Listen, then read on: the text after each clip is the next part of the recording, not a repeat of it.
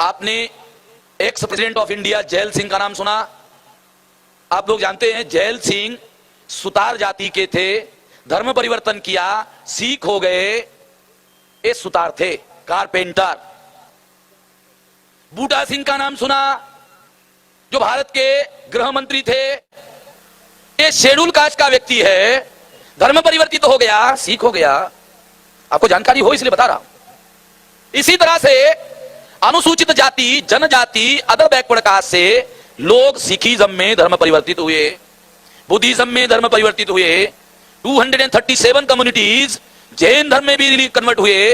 अभी पाटिल साहब यहां से गए, ये कुंभी जाति के धर्म परिवर्तन किया, जैन हो गए, जैन हैं मगर जाति से कुंभी थे। मालूम हो इसलिए बता रहा हूं आप लोगों को, जानकारी हो। इतिहास आप लोगों को जो देश में पढ़ाया जाता है वो इतिहास नहीं है, झूठी बातें हैं। क्योंकि जो विजयी होता है वो अपना इतिहास लिखता है, जो विजयी होता है वो अपना इतिहास लिखता है, और जो पराजित होता है उसको अपना इतिहास पढ़ाता है। इसलिए हमको जो इतिहास पढ़ाया जा रहा है वो असली नहीं है, इसलिए असली बता रहा हूं। अगर किताबों में पढ़ाया गया होता तो मुझे बताने की जरूरत नहीं होती, उसमें पढ़ाया नहीं जाता इसलिए मुझे बताना पड़ रहा है। यही हमारा जागरण का अभियान है, यही हम बता रहे हैं, इसलिए बता रहा हूं। जैनिज्म में लोग धर्म परिवर्तित हो गए, बुद्धिज्म में हो गए, और सबसे ज्यादा इस्लाम में लोग धर्म परिवर्तित हो गए। आज के तारीख में 99% जो मुसलमान है भारत का, वो भारत का मुसलमान schedule caste, schedule tribe, other backward caste से धर्म परिवर्तित है। आक्रमणकारी जो मुसलमान भारत में आए थे उनके साथ केवल 1200 फौजी थे। 1200 जो फौजी थे उसके 12 लाख हो गए होंगे, मगर आज अगर 12 करोड़ मुसलमान माने जाए तो कहां से आए? ये कहां से आए? कभी सोचा? आपकी जानकारी के लिए थोड़ा बता दूं, केरला में जाओ, केरला का जो मुसलमान है मलयाली बोलता है, उसकी मातृभाषा मलयाली है। तमिलनाडु में आओ, तमिल का मुसलमान तमिल बोलता है, उसकी मातृभाषा तमिल है। आंध्रा में आओ, तेलुगु बोलता है, उसकी मातृभाषा तेलुगु है। कर्नाटका में आओ, उसकी मातृभाषा कन्नड़ी है। इधर सातारा, सांगली, कोल्हापुर के साइड में हमारे लोग मराठी बोलते हैं, मुस्लिम्स। अगर उनको हिंदी बोलने के लिए कहा जाए तो इधर सातारा, सांगली, कोल्हापुर के साइड के जो मुसलमान हैं उन लोगों को ठीक से हिंदी बोलना नहीं आता। वो हिंदी कैसी बोलते हैं? वो एक मेक को घास खिला रहे थे, एक मेक को घास खिला रहे थे। अब मराठी में घास किसको बोलते हैं और हिंदी में घास किसको बोलते जानते हो ना? तो हिंदी के बाद में उर्दू, उर्दू के बाद में पारसी, पारसी के बाद में अरबी। अरे तो बहुत दूर है भाई, बहुत दूर है, बहुत लंबा मामला है। अगर इधर बॉम्बे के आगे गुजरात जाओ, गुजरात का मुसलमान गुजराती बोलता है, उसकी मातृभाषा गुजराती है। राजस्थान में जाओ, राजस्थानी बोलता है। मारवाड़ में जाओ, मारवाड़ी बोलता है। लखनऊ में जाओ, अवधी बोलता है। गोरखपुर में जाओ, भोजपुरी बोलता है। पटना में जाओ, मुसलमान मगधी बोलता है। बंगाल में जाओ, बंगाली बोलता है। सुनकर आश्चर्य होगा, बांग्लादेश की राष्ट्रभाषा जानते हो क्या है? बांग्लादेश की राष्ट्रभाषा बंगाली है। आप सोचते होंगे मुसलमानों का राष्ट्र है, उर्दू होगा, नहीं, बंगाली है। बांग्लादेश की राष्ट्रभाषा बंगाली है। क्यों? आपको थोड़ा बता दूं क्या बात है, क्या इतिहास है। जब परिवार के परिवार मुसलमान होने लगे तो उस परिवार में जो मां इलिटरेट थी, अनपढ़ थी, गवार थी, वो परिवार के साथ इस्लाम में चली गई। उसको उर्दू कहां से आएगी? उसको अरबी फारसी कहां से आएगी? वो जो बोलती है अपने बेटे को पढ़ाती है, अपने बेटे को समझाती है। जो बोलती है वही भाषा उसने अपने बेटे को पढ़ाई, समझाई। ये सबूत के तौर पर बता रहा हूं ताकि आप लोगों को पता चले कि ये जो धर्म परिवर्तित मूल निवासी है, ये यहां के धर्म परिवर्तित जो लोग हैं, ये यहां के मूल निवासी लोग हैं। और अगर बहुत बड़ा सबूत चाहिए तो डीएनए के आधार पर प्रमाणित कर लेना, मेडिकल साइंस के आधार पर प्रमाणित कर लेना। तो मैं ये बात आप लोगों को बता रहा था कि ये लोग यहां से धर्म परिवर्तित हो गए, एससी एसटी ओबीसी से। और जो लोग एससी एसटी ओबीसी में ही है, दो हो गए, एक धर्म परिवर्तित हो गए और एक धर्म परिवर्तित नहीं हुए। ऐसे दो लोग हैं, एससी एसटी ओबीसी जो धर्म परिवर्तित नहीं हुआ और जो धर्म परिवर्तित हो गए, सिख हो गया, मुसलमान हो गया, ईसाई हो गया, बुद्धिस्ट हो गया, जैन हो गया, ऐसे दो वर्ग हो गए। अब हमारे देश में फसाद होता है। जब फसाद होता है तो फसाद किसमें होता है जानते हो? जिन्होंने धर्म परिवर्तन नहीं किया, वो schedule caste, schedule tribe, other backward caste के जो लोग हैं वो लोग, और जो धर्म परिवर्तित होके मुसलमान हो गए और जो धर्म परिवर्तन नहीं किया, उन दोनों के बीच में फसाद होता है। उन दोनों के बीच में फसाद होता है। और जब दूसरे दिन अखबार में खबर आती है छपकर, तो खबर में क्या होता है? खबर में होता है हिंदू मुसलमान का फसाद। अखबार में क्या होता है? अखबार में होता है हिंदू मुसलमान का फसाद। मगर फसाद तो हिंदू मुसलमान का नहीं है। फसाद तो जो धर्म परिवर्तित नहीं हुए और जो धर्म परिवर्तित हुए, इनसे ही, यहां से ही उधर गए, ये दोनों के बीच में फसाद होता है। मगर अखबार वाले लिख देते हैं कि फसाद हिंदू मुसलमान में हुआ। अखबार वाले ऐसा क्यों लिखते हैं? क्योंकि अखबार के मालिक बनिया हैं और अखबार के संपादक ब्राह्मण हैं, अखबार के पत्रकार ब्राह्मण हैं, अखबार का मालिक बनिया है। इसलिए हम इस देश के प्रचार माध्यम का हमने नाम रखा ब्राह्मण बनिया प्रचार माध्यम। इसका नाम हमने रखा ब्राह्मण बनिया प्रचार माध्यम। इसका निर्माता कौन है? इसका निर्माता है मोहनदास करमचंद गांधी। गांधी जी बनिया थे। आजादी के आंदोलन में प्रचार करने की जरूरत थी। गांधी जी ने अपने भाइयों को समझाया और उन बनियों ने अखबार निकाले। आपको सबूत चाहिए? चलो सबूत बता देता हूं। टाइम्स ऑफ इंडिया जो ग्रुप है जैन बनिया का, एक्सप्रेस ग्रुप है गोयंका बनिया का, हमारे महाराष्ट्र में लोकमत ग्रुप है, आपके इधर भी आया होगा, आया, ए दरडा बनिया का।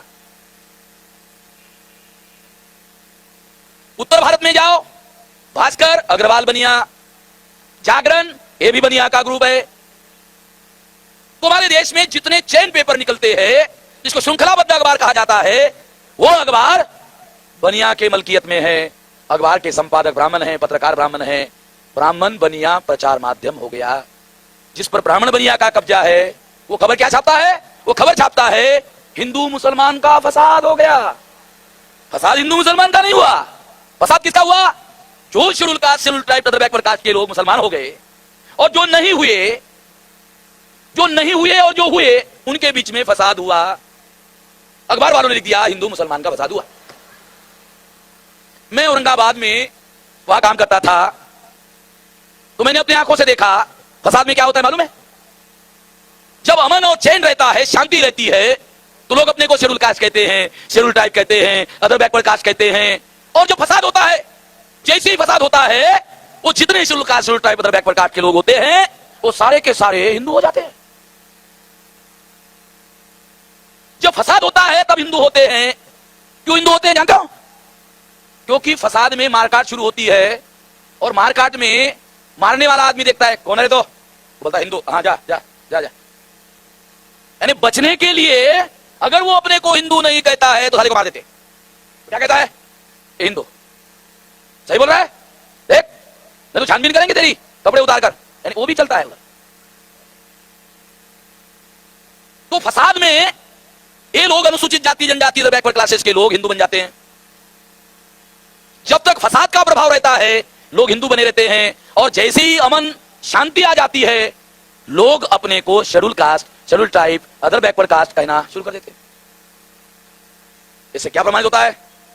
इससे प्रमाणित होता है कि अगर इस देश में अनुसूचित जाति जनजाति, अदर बैकवर्ड क्लासेस के लोगों को हिंदू बनाना है तो हिंदू बनाने के लिए फसाद करवाना जरूरी है। ध्यान रखना, काल्पनिक बातें नहीं कह रहा हूं। अगर इस देश में हिंदू बनाना है किसी को, तो हिंदू बनाने का एक तरीका है। फसाद में अगर लोग हिंदू होते हैं, शिवसेना का पूना में अधिवेशन हुआ था पहला, तो उस अधिवेशन में प्रोफेसर देशपांडे नाम के एक ब्राह्मण प्रोफेसर वहां एक्सपर्ट के तौर पर बोलने के लिए उन्होंने बुलाया। तो उन्होंने अपने भाषण में एक सिद्धांत बताया। क्या सिद्धांत बताया? कि हिंदुओं की जागृति प्रतिक्रिया से होती है। हिंदुओं की जागृति प्रतिक्रिया से होती है। मगर उसने सिद्धांत आधा बताया, पूरा नहीं बताया। मैं बता देता हूं पूरा, क्योंकि आधा खतरनाक होता है, इसलिए पूरा बताना जरूरी है। हिंदुओं की जागृति प्रतिक्रिया से होती है और प्रतिक्रिया फसाद से होती है। अब हो गया पूरा।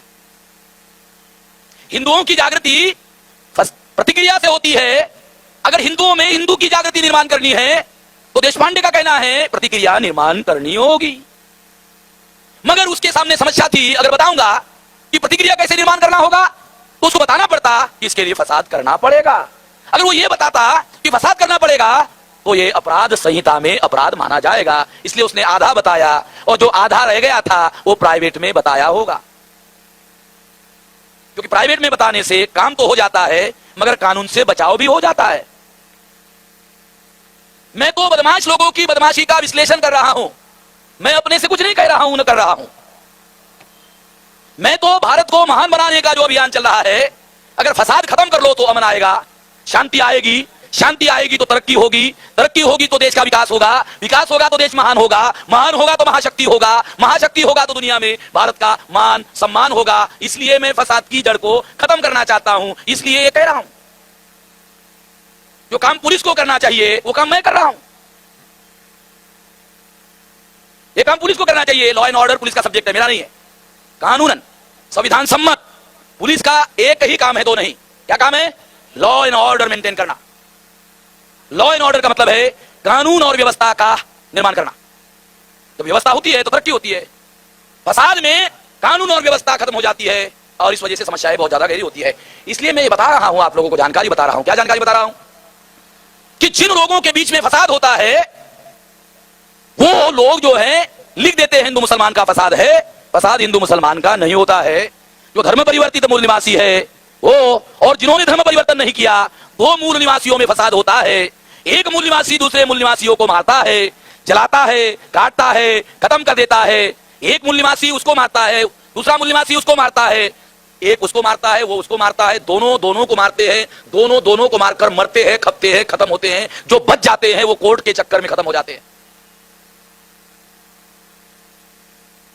इसलिए मैं हमेशा ये कहते रहता हूं कि फसाद की जो समस्या है ये सबसे बड़ी समस्या तो है, मगर किसकी समस्या है? मुसलमान कहते हैं ये हमारी सबसे बड़ी समस्या है, मगर मैं मानता हूं कि ये मुसलमानों की सबसे बड़ी समस्या नहीं है।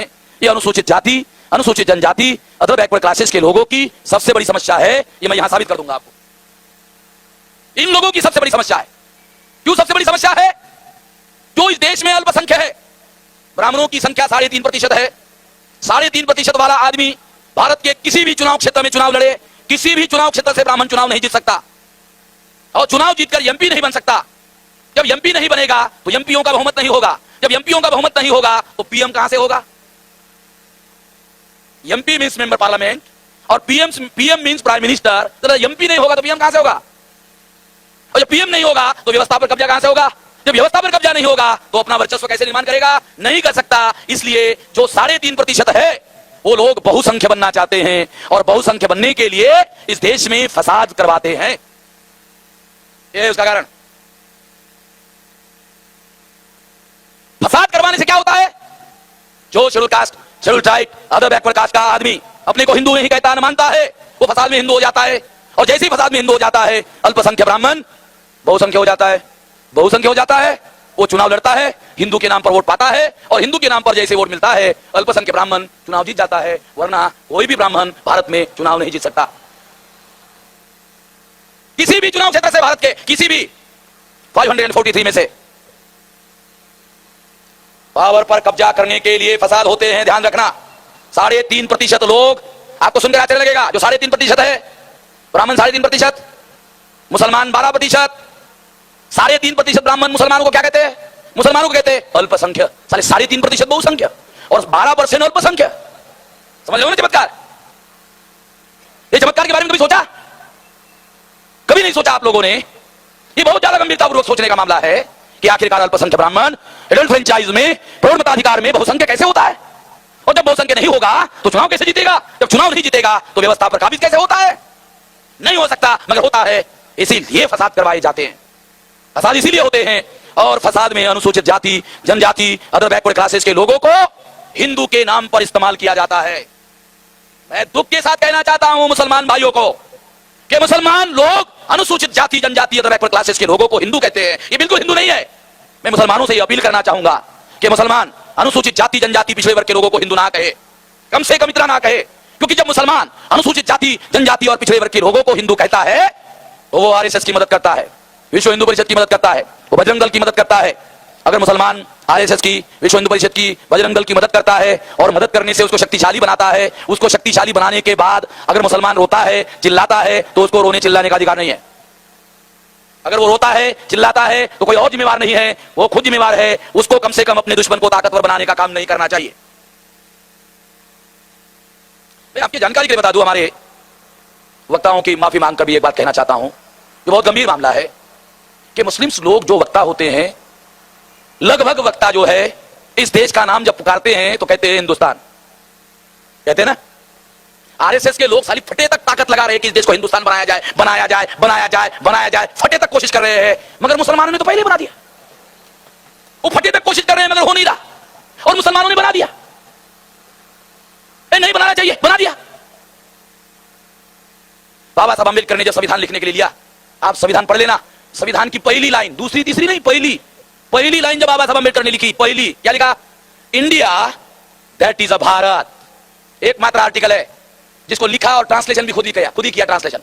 India that is a Bharat, ऐसा ट्रांसलेशन क्यों किया बाबा साहब ने? क्योंकि बाबा साहब अम्बेडकर को आशंका थी जब मैं मर जाऊंगा तो कोई ब्राह्मण अंग्रेजी संविधान का ट्रांसलेशन करेगा और इंडिया का ट्रांसलेशन हिंदुस्तान करेगा।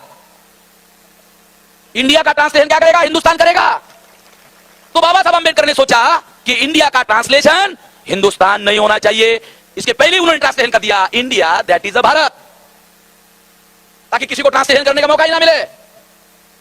रिफ्लेक्शन ऑफ माइंड है बाबा साहब अम्बेडकर का, कि बाबा साहब अम्बेडकर भारत को हिंदुस्तान न कहते थे न मानते थे। अगर भारत का संविधान हिंदुस्तान नहीं मानता तो मुसलमान भारत को हिंदुस्तान क्यों कहता है?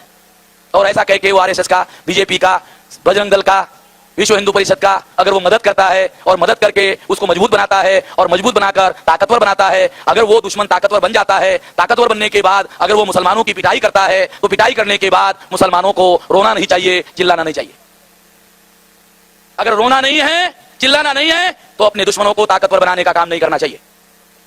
अगर आप अपने दुश्मनों को ताकतवर नहीं बनाते हो तो फिर आप लोगों को इसके विरोध में आवाज उठाने की, जद्दोजहद करने की अधिकार है, माना जा सकता है।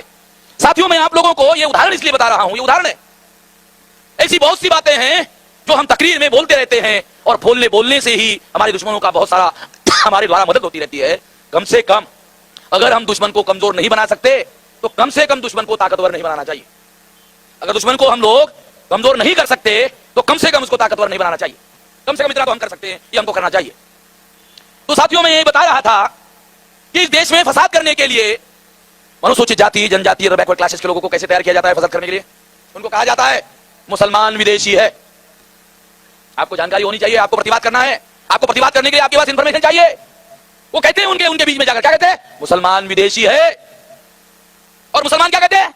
इसका क्या जवाब देते हैं? मुसलमान जवाब देते हैं बाबर हमारा पुरखा है, अकबर हमारा पुरखा है, औरंगजेब हमारा पुरखा है। देखो जवाब क्या देते हैं। वो कहते हैं मुसलमान विदेशी है और मुसलमान कहता है बाबर हमारा पुरखा है, अकबर हमारा पुरखा है, हुमायूं हमारा पुरखा है। जो विदेशी आक्रमणकारी है उसको मुसलमान कहता हमारा पुरखा है। जब मुसलमान कहेगा वो हमारा पुरखा है तो आरएसएस कहता है मुसलमान विदेशी है। तो क्या मुसलमान साबित नहीं करता कि मुसलमान विदेशी है? क्या मुसलमानों को यह साबित करना चाहिए कि मुसलमान विदेशी है? अरे कम से कम अपना बचाव तो करना चाहिए भाई, कम से कम अपना डिफेंस तो करना चाहिए। इससे संकट तो निर्माण होता है, ये संकट तो निर्माण नहीं होने देना चाहिए अपने सामने।